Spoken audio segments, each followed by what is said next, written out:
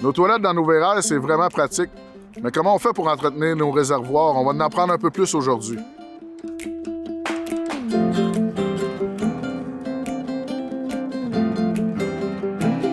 On a la chance aujourd'hui d'être avec Sylvain de Boss Technologies qui vient nous parler de nos fameux réservoirs.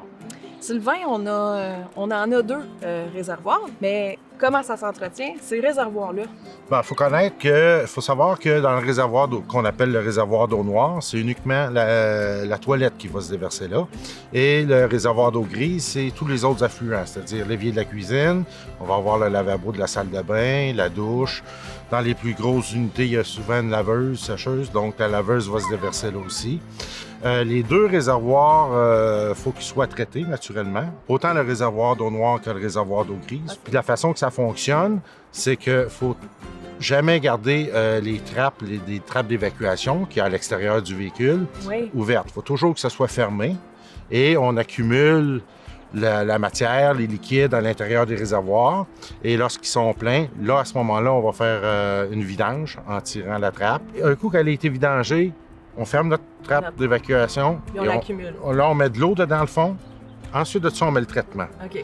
La raison pour laquelle on met de l'eau dans le fond, c'est que c'est pour éviter que si on met le traitement, quand le réservoir est complètement vide, le traitement va aller s'accoter, si on veut, proche de la trappe d'évacuation. Donc, il n'y aura plus d'efficacité dans l'intérieur même du réservoir. Donc, quand on met de l'eau un petit peu dans le fond, à ce moment-là, le traitement demeure dans le fond dans le réservoir même et il va traiter les matières qui sont à traiter.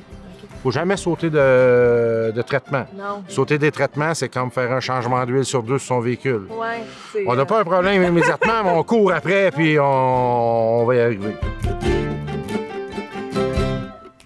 Bon, bien, une autre question qu'on se pose toutes. Comment ça fonctionne, ces enzymes-là? Ben écoute, Carole, il faut faire attention aux termes qu'on utilise. Dans des réservoirs de septiques comme le réservoir d'eau noire ou le réservoir d'eau grise de nos VR, c'est pas des enzymes, c'est une flore bactérienne. C'est des bactéries qu'il y a là-dedans. Puis la flore bactérienne, c'est essentiel dans tout système septique. Que ce soit les réservoirs d'eau usée de votre VR, la fosse septique chez vous, c'est essentiel. Les enzymes, on pourrait dire que c'est plus un stimulant ou une nourriture, quelque chose comme ça, pour les bactéries. Donc, il faut faire attention à ce qu'on dit. Il y a les bases enzymes, il y a les bases chimiques aussi. Il faut faire attention, par contre, quand on parle de chimie. Il faut faire attention dans le sens que quand on dit le mot chimie, souvent, les gens pensent que c'est pas bon. Pour la nature, genre? C'est un polluant ou des choses comme ça. C'est pas parce qu'on dit chimie ou un produit avec une base chimique que c'est nécessairement quelque chose de pas bon. On lit toujours les instructions à l'arrière d'un produit, naturellement. Faut connaître, la première chose, il faut connaître le gallonnage ou la capacité de ces réservoirs d'eau usée, autant l'eau noire que l'eau grise. Et on va traiter en fonction de la capacité de nos réservoirs, selon ce qui est inscrit à l'arrière du produit. Comme lui, ce produit-là, c'est très concentré. Ça prend tout simplement 1 once pour traiter 20 gallons d'eau noire. Puis ça prend une demi-once pour traiter 20 gallons d'eau grise. Donc, c'est très concentré. La plupart des produits vont utiliser 3 onces pour traiter les mêmes quantités. OK. Là, je vois que tu as 2 produits. Tu as des capsules puis des liquides. C'est lequel qui est mieux pour nos VR? Les deux vont faire la job. C'est juste que les gens vont penser souvent que les pochettes, c'est plus facile. Ça l'est puis ça l'est pas. La problématique, quand les gens vont utiliser des pochettes, c'est souvent qu'ils vont traiter simplement l'eau noire parce qu'ils savent pas comment mettre la pochette dans le fameux réservoir d'eau grise. OK?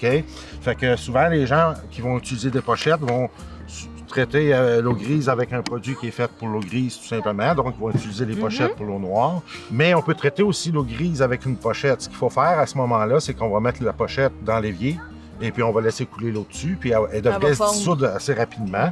La petite enveloppe du sachet doit se dissoudre aussi complètement. Si la petite enveloppe reste dans le fond du drain de l'évier, bien, il faut arrêter d'utiliser ces pochettes-là parce que les pochettes que vous mettez dans votre réservoir d'eau noire, la petite enveloppe, c'est pas plus dissoute, puis elle risque de coller ses parois des réservoirs. Ou on utilise un liquide simplement, qui est comme le Hervé Boss ici. Lui est fait pour traiter autant l'eau noire que l'eau grise, c'est que c'est le dosage qui va varier un petit peu. Puis c'est pas plus d'ouvrage, parce qu'avec un confort avec comme le doseur, ça va vraiment bien. On le met, on le vide dans la toilette, puis l'autre, on le vide dans le lavabo, puis on rince. Qu'est-ce qui faut pas mettre dans nos réservoirs? Bien, c'est pas complexe. En fait, c'est un réservoir, donc, puis qu'il faut qu'on traite. Donc, moins qu'on va mettre de papier, moins qu'on va mettre de choses, on va faire attention un petit peu au papier qu'on utilise. On prend un papier qui va se désintégrer facilement, qui est septic safe, qu'on va appeler, ou un papier destiné au VR.